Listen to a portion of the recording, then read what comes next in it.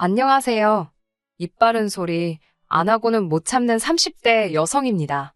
이제는 안 보고 살 시댁인지라 저희 시댁이라고 표현하는 것도 짜증나는데 그래도 편의상 저희 시댁이라고 부를게요. 저희 시댁에는 집밖에 모르는 인간이 하나 있는데요. 남편의 형, 그러니까 아주버님입니다. 제가 보기에는 특별히 잘난 것도 없고 성질만 개떡 같은데 시부모님께서는 그래도 맏아들이라고 나이 40 먹은 그 아들을 무슨 상전 모시듯 합니다. 제가 이렇게 사연을 쓰게 된 것도 어떻게 보면 시부모님 때문이기도 하네요. 자기 자식 안기한 부모가 어디 있겠어요. 그렇게 생각하자면 저희 시부모님이 아주버님한테 꼼짝 못하는 것도 아주 이해 못할 일은 아니겠지요. 하지만 시부모님한테 아들이 저희 아주버님만 있겠어요? 그러면 제가 이렇게 사연을 쓸 이유가 없지요. 제가 열받는 건 저희 남편에겐 형인 아주버님도 있고 어린 여동생, 그러니까 시누이도 있습니다. 저희 시부모님은 맏아들은 상전 모시듯 시누는 무슨 공주 키우듯 하시면서 저희 남편만 찬밥 취급을 하시더군요. 저희 남편이 어디 못난 구석이 있는 것도 아닙니다. 제 눈에 안경이라 하실까봐 객관적인 사실만 먼저 말씀드릴게요. 둘째인 남편은 세 남매 가운데서 제일 좋은 대학교를 졸업했습니다. 유학을 가고 싶었는데 시부모님께서 돈이 없어서 못 보내주신다 하셨대요. 하지만 그 무렵 아주버님께서 사업을 한다고 난리를 쳐서 시부모님이 지금 사시는 아파트를 담보로 1억을 대출받아 지원해 주셨다고 하더군요. 남편 말로는 워낙에 큰형과 어려서부터 차별을 받아왔기에 웬만한 일로는 상처도 잘 안 받는데 그때는 감정적으로 많이 힘들었다고 하더라고요. 그래도 다행히 지금은 판교에서 가장 잘 나가는 IT 회사에 연봉 1억 넘게 받으며 다니고 있습니다. 아주버님 사업은 결국 망해서 본전도 못 건졌어요. 평생 시부모님이 주시는 용돈만 쓰고 살았지 어디서 제대로 아르바이트도 안 해본 사람이 갑자기 무슨 운동기계를 가져다 판다고 설쳤으니. 뿐만 아니라 신우에 대한 아버님 어머님의 지원도 장난이 아니었어요. 대학생인 신우는 어느 다른 여대생들처럼 외모를 가꾸는데 관심이 많았습니다. 저도 그런 시절이 있었으니 당연히 그 마음 이해하지요. 하지만 제가 지금 연봉 8천을 받으며 회사 생활을 하고 있는데 이런 저도 2, 300만 원짜리 핸드백은 선뜻 사기가 어렵거든요. 신우는 거침이 없더라고요. 일단은 어머님 아버님을 조르고 그게 여의치 않다 싶으면 지 오빠들을 아주 달달 볶아요. 무슨 프라이팬 위에서 감자 볶듯이 어지간히 달달 볶습니다. 개떡 같은 성질을 가진 아주버님도 신우한테는 꼼짝을 못하더라고요. 아주버님이 그럴 정도니 순딩이 저희 남편은 어땠겠어요? 그나마 저희 남편은 저랑 결혼 이야기가 나오면서 자의반 타의반으로 신우의 무리한 요구에서 벗어나게 되었습니다. 새 남매의 인물에 대해 말해보자면 이건 뭐 다들 보는 눈이 다르니까요. 제가 제 남편 잘생겼다고 말해봤자 푼수 소리나 듣겠지요? 저희 남편이 뭐 연예인처럼 후광이 비치고 그런 건 아니에요. 하지만 키도 크고 웃는 얼굴이 얼마나 보기 좋은지 모릅니다.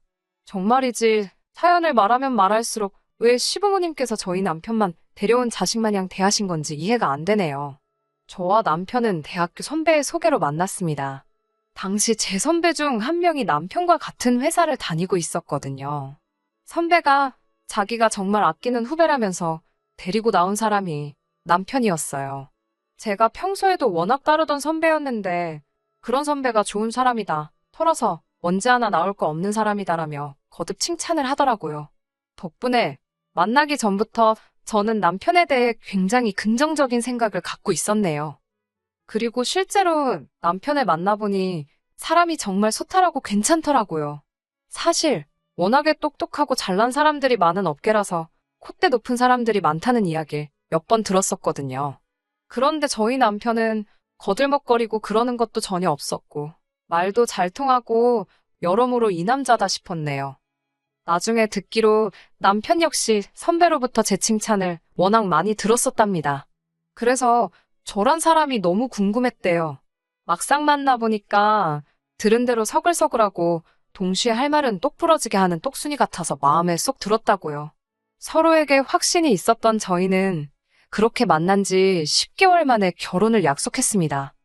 시댁에 처음 인사 갔던 날은 지금도 잊혀지지가 않아요. 시부모님께서는 남편을, 그러니까 당신 아들을 제 앞에서 까내리려고 작정을 하신 분들 같았습니다. 어디 감히 지 형이 아직 장가도 안 갔는데 결혼을 하겠다고 드는지 모르겠다면서 저더러 저렇게 경우가 없는 앤데 괜찮겠냐고 물으실 정도였지요.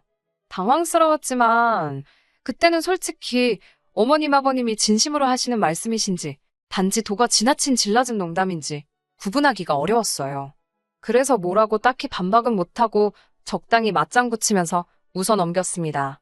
하지만 어머님 아버님과 몇 번의 대화를 하면서 진심으로 당신 둘째 아들 기분은 안중에도 없으시다는 걸 알게 되었네요. 그리고 그런 어머님 아버님의 태도는 저로 하여금 왠지 모를 정의감을 느끼게 했어요. 이곳에서 남편을 구해줘야겠다. 저만큼은 남편을 1순위에 두고 사랑을 줘야겠다. 그런 의지를 갖게 했네요. 솔직히 결혼 준비를 하면서 남편이 왜 유학을 가지 못했는지 들었던 터라 금전적 지원에 대한 기대는 일절하지 않았습니다. 남편이나 저나 각자 모아둔 돈도 꽤 있었고 돈도 잘 버는 상황이었으니 아쉬울 것도 없었고요. 하지만 오히려 시부모님께서 돈을 요구하실 줄은 몰랐네요. 남편과 저를 앉혀놓고 말씀하시길 다른 집 자식들은 1억씩 벌어주고 간다는데 너희는 어떻게 할 거냐고 1억을 주고 갈 거냐 아니면 앞으로 달달이 생활비를 줄 거냐. 제가 황당해서 어느 집 자식들이 그러고 결혼을 하냐고 따져 물었습니다. 그런 자식들은 아마 부모가 집이라도 사주고 하다못해 그 앞으로 차라도 한 대 뽑아주시지 않았겠냐고 덧붙였어요. 그러자 어머님께선 남편더러 아주 대바라진 애를 데리고 왔다며 저랑 결혼하면 당신들 볼 생각은 하지 말라고 그러시더군요. 하지만 남편이 제 손을 딱 잡더니 이 결혼은 포기 못한다고 했습니다. 그때 어머님 아버님 표정은 뭐랄까 남편에 대한 괘씸함과 당혹스러움이 뒤섞여 있었달까요? 사실 저조차도 남편이 그렇게 말을 했을 땐 꽤나 놀랐으니까요. 남편의 그 태도에 저는 결혼에 대한 확신을 갖게 되었고 그렇게 저희는 부부의 연을 맺게 되었습니다. 웃긴 건 막상식을 올리고 나니까 보고 살지 말자더니 시부모님께선 또 아무 일도 없다는 듯 저희를 대하셨어요. 허풍이셨다는 걸 알고 나서는 굳이 어른들 자존심 건드려서 뭐 하겠나 싶어서 저도 적당히 며느리 도리를 해드렸고요. 살가운 고부관계는 아니었어도 그럭저럭 불편한 거 없이 지냈습니다. 하지만 진짜 문제는 바로 아주버님이셨습니다. 일단 뭐 제가 손아랫 사람인 건 맞지만 그래도 저한테 말을 너무 편하게 하셨거든요. 결혼하고 얼마 되지 않았을 때입니다. 시댁에서 다 같이 모여 식사를 하는데 저더러 어이 나 물 좀 정확히 이렇게 이야기를 하더라고요. 처음엔 그래 재수씨라는 호칭이 어색해서 그런가 보다 싶었습니다. 그런데 그게 아니었지요. 어이 소리를 3번 듣고 나서야 이건 아니지 싶어서 아주버님께 저한테 재수씨라고 부르면 된다고 알려드렸습니다. 반말도 하지 마시라 했고요. 그러자 아주버님께서 나이도 한참 어린데 씨는 무슨 씨, 그리고 그럼 나더러 존대를 하라는 거냐고 눈을 부라리며 묻더라고요. 그 소리를 듣고는 어이가 없어서 바로 옆에 있던 신우에게 제가 야 가서 물 가져와 그랬습니다. 신우가 눈을 동그랗게 뜨고는 절 쳐다보길래 그래 너 말야 가서 물 떠오라고. 아주버님이 식사 시간에 저에게 했던 그대로 신우한테 해줬지요. 시부모님하고 아주버님의 반응은 정말 가관이었습니다. 특히 어머님께선 저더러 아주버님하고 저하고 서열이 같냐며 아주버님은 당신들 죽고 나면 이 식구들 중 최고 어른이나 마찬가지인데 반말 좀 할 수 있는 거라셨지요. 그러면서 저더러 돈만 잘 벌면 뭐하냐고 기본이 안 되어 있다나요. 이건 뭐 시댁 식구 전부 사고방식이 글러먹어서 제가 어디서부터 설명을 해줘야 할지 모르겠더라고요. 알려준들 들어먹을 것 같지도 않고 그래서 저는 눈에는 눈, 이에는 이라는 심정으로 아주버님이 저에게 호칭 제대로 불러주시고 존댓말 해주시면 저도 신우에게 똑같이 해주겠다 했습니다. 남편은 제가 그런 이야기를 하는 와중에 저를 말리는 척하면서 짐을 싸고 있었고요. 아주버님께서 이대로 가면 안 보고 살 줄 알라며 소리를 질렀고 남편은 그래도 어쩔 수 없지 않겠냐며 반문을 하던걸요? 현관문을 나서는데 어쨌든 제가 기세 좋게 할 말은 하고 나왔어도 가슴이 쿵쿵거리긴 하더라고요. 괜히 나 때문에 우리 남편이 더 미움 산 거 아닌가 그런 생각도 들고 그런데 남편이 저더러 잘했다며 미안하답니다. 제가 그런 이야기를 하기 전에 자기가 먼저 나섰어야 한다며. 앞에서도 말씀드렸다시피 아주버님은요, 시부모님이 하도 오냐오냐 키우셔서 그런지 무서운 게 없어요. 하지만 그건 어디까지나 그 집안에서 알아서 할 일이고 저는 그 꼬라지를 받아줄 생각이 전혀 없었습니다. 그리고 한 일주일쯤 지났을까요? 이번엔 웬일로 아버님께서 전화를 걸어 오셨습니다. 저더러 아주버님이 자존심이 세서 그러니까 저더러 먼저 아주버님이 사과할 수 있게 판을 좀 깔아보라셨어요. 덧붙이시기를 당신이 생각해도 이번엔 아주버님이 실수를 했다며 당신이 대신 사과하신다고요. 생각지도 못하게 아버님이 먼저 미안하다 하시니 며느리 입장에서도 무조건 싫다 안 된다고 버티기가 그렇더라고요. 한편으로는 그래, 이 정도면 아주버님도 지가 실수했다는 생각은 하고 있겠지. 그런 믿음도 있었고요. 그래서 알겠다고 말씀드렸습니다. 아주버님께 그날은 아주버님도 저도 감정적이었던 것 같다고 중간에 다른 식구들이 얼마나 불편하겠냐며 얼굴 붉히는 일 없이 지냈으면 좋겠다고 문자 한 통을 넣었습니다. 그러자 아주버님께서 알면 됐다고 답장을 해왔어요. 답장을 확인하곤 기분이 쎄하더라고요. 이 인간이 말귀를 알아들은 건지 아닌지. 그래도 또 그걸 따지고 들 수는 없었으니 그대로 유야무야 지나가게 되었습니다. 하지만 사람이 진짜 하나를 보면 열을 안다고 하더니 그 말이 딱이더라고요. 시댁 식구들은 사고방식도 아주 글러 있었지요. 솔직히 저는 어느 정도 거리만 두고 살면 앞으로 서로 얼굴 붉힐 일은 없을 거라 생각했습니다. 그러나 이후로 시댁 식구들은 저에게 말하는 것만 조심했을 뿐 뒤로 남편을 괴롭히고 있었더군요. 저 몰래 그렇게 남편한테 돈 좀 보내라고 쪼아댔던 거지요. 착해 빠진. 솔직히 제 남편이라 착하다고 표현했지만 저도 답답하더라고요. 그래요. 답답한 남편은 어떻게든 저한테 이야기하지 않고 돈을 좀 줘보려고 했답니다. 그러면 저한테 좀 잘해줄까 싶은 생각도 있었다대요.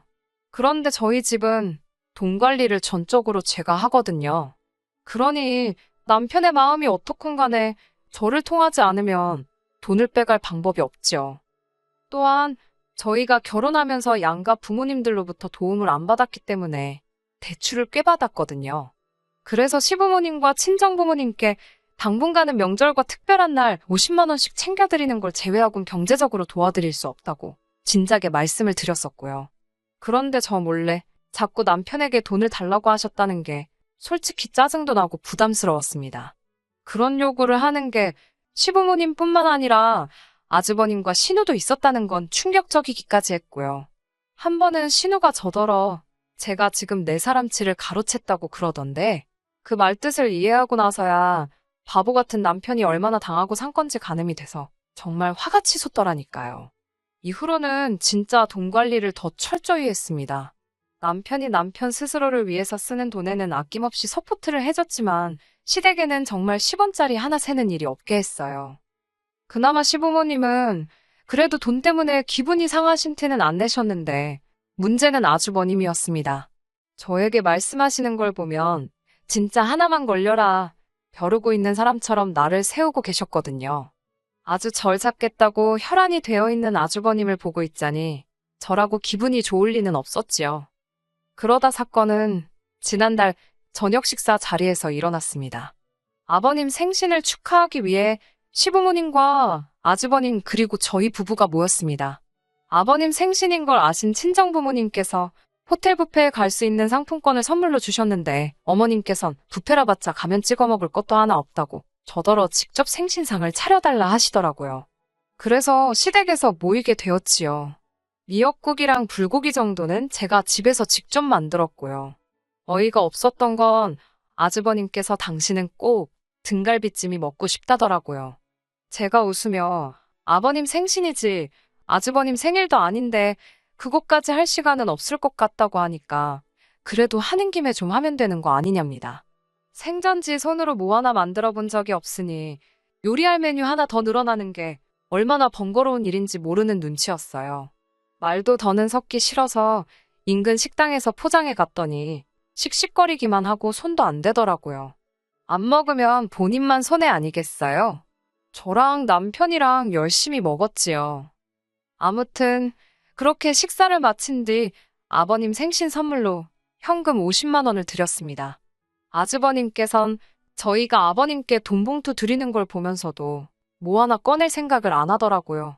코딱지만한 거라도 본인이 하면 생색을 내지 못해 안달인 인간이 저희 몰래 아버님 생신을 챙겼을 리도 없고, 제가 아주버님께 무슨 선물을 하신 거냐고 면전에 대고 물었습니다. 그러자 저희를 어이없다는 듯 재려보기만 할 뿐 별말 못하던걸요? 그렇게 시간이 흘러 어느덧 시계를 보니 10시더라고요. 시댁에서 저희 집까지는 빨라도 1시간이 걸렸고, 바로 다음 날은 저희 친정어머니 생신이셨습니다. 생신 축하 겸 해서 친정부모님과 저희 부부가 같이 서울 근교로 1박 2일 여행을 가기로 되어 있었고요. 참고로 저희 친정부모님이 여행 경비 전액을 부담하시는 여행이었습니다. 저는 남편에게 이제 슬슬 가자고 신호를 보냈어요. 가서 빨리 짐도 싸야 했고 여러 가지로 마음이 바빴거든요. 그런데 그때 신우가 아주버님께 전화를 걸어온 모양이었습니다.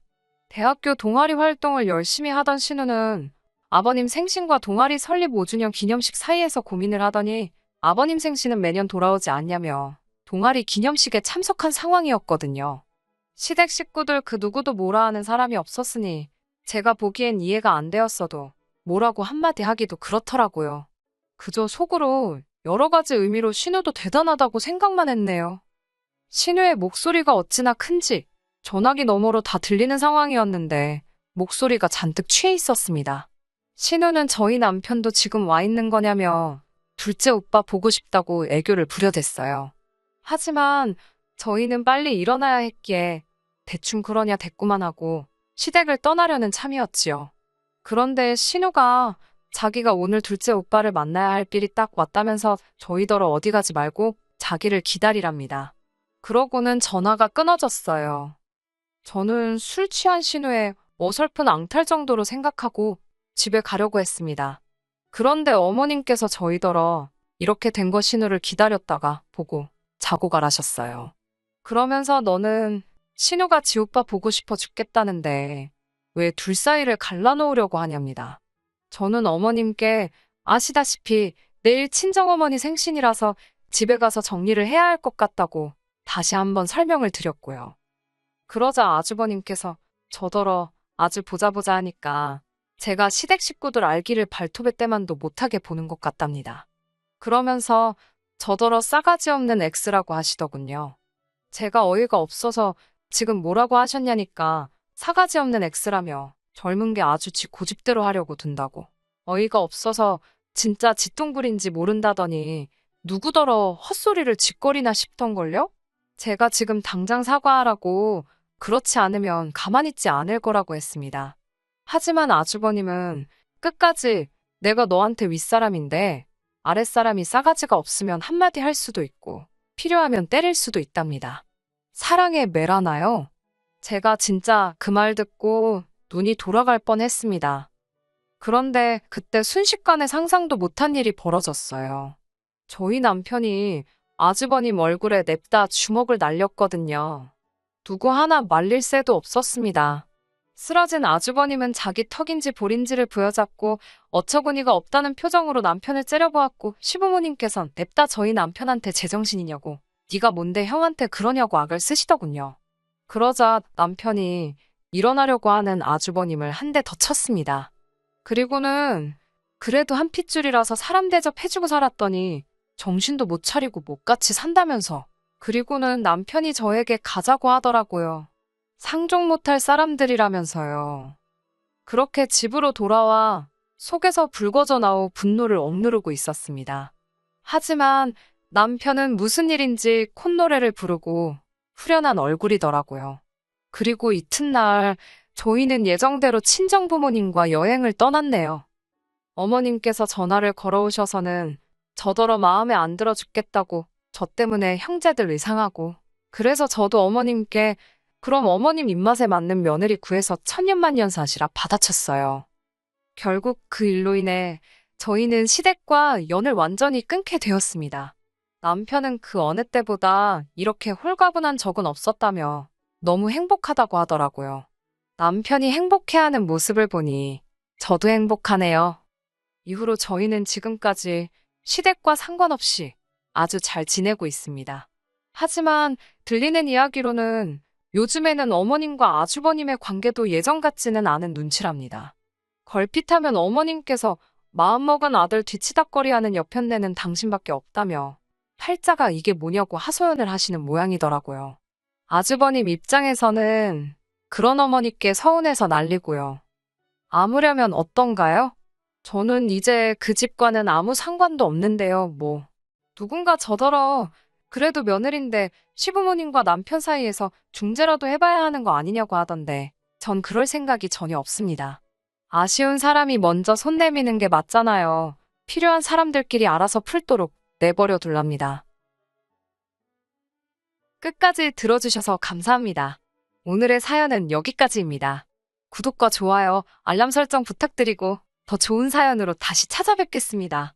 감사합니다.